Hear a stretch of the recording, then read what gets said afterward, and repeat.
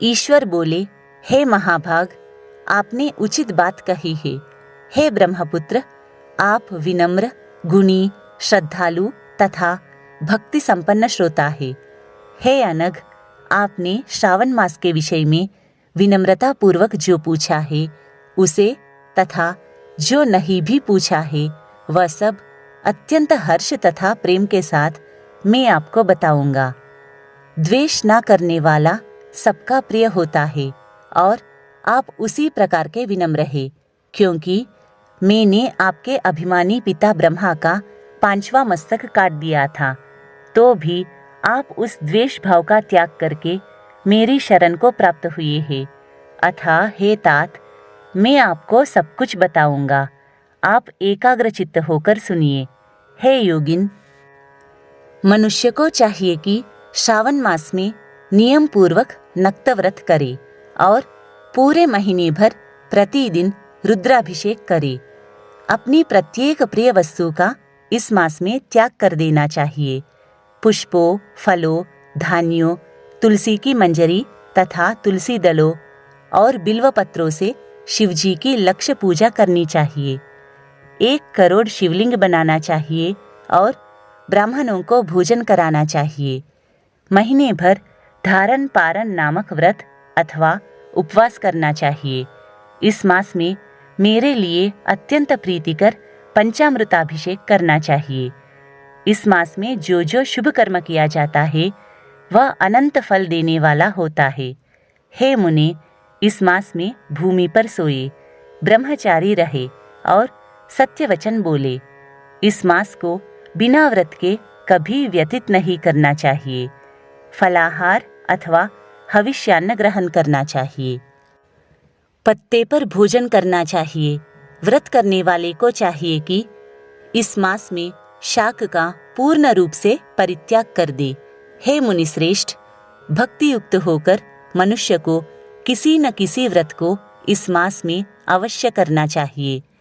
सदाचार परायण, भूमि पर शयन करने वाला, प्रातः स्नान करने वाला और जितेंद्रिय होकर मनुष्य को एकाग्र किए गए मन से प्रतिदिन मेरी पूजा करनी चाहिए। इस मास में किया गया पुरस्चरण निश्चित रूप से मंत्रों की सिद्धि करने वाला होता है। शिव के षडक्षर मंत्र का जप अथवा गायत्री मंत्र का जप करना चाहिए और शिवजी की प्रदक्षिणा, नमस्कार तथा वेद पारायण करना चाहिए। पुरुष सूक्त का पाठ अधिक फल देने वाला होता है।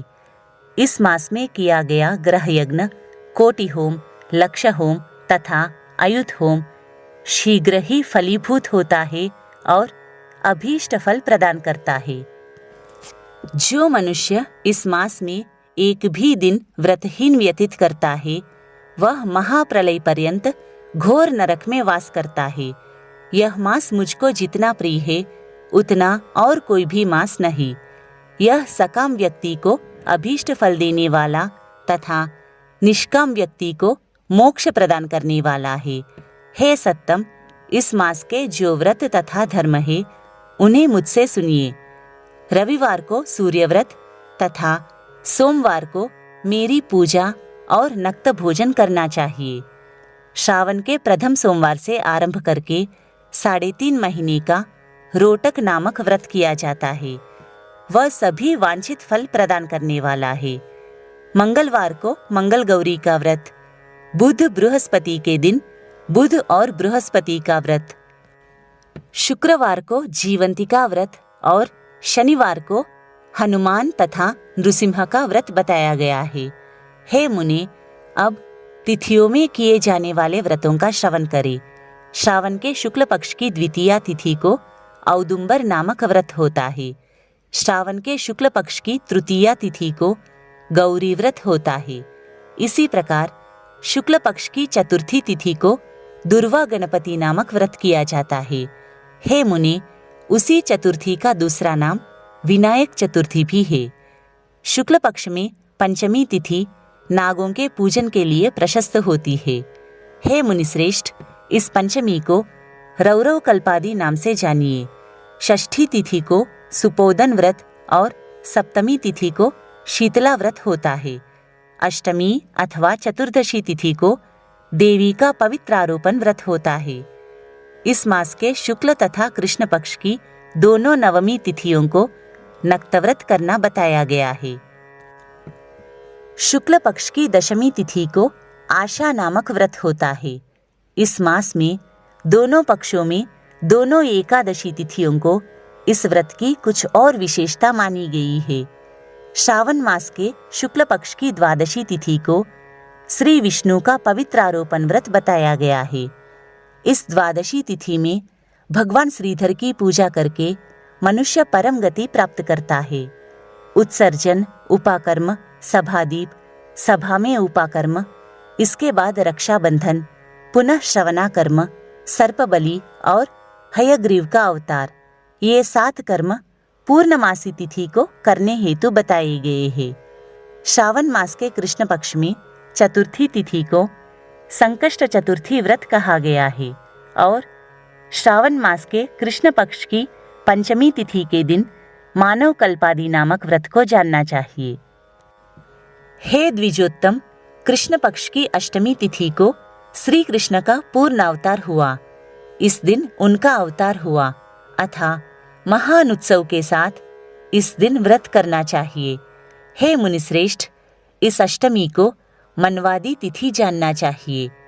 श्रावण मास की अमावस्या तिथि को पिठोरा व्रत कहा जाता है। इस तिथि में कुशों का ग्रहण और वृषभों का पूजन किया जाता है।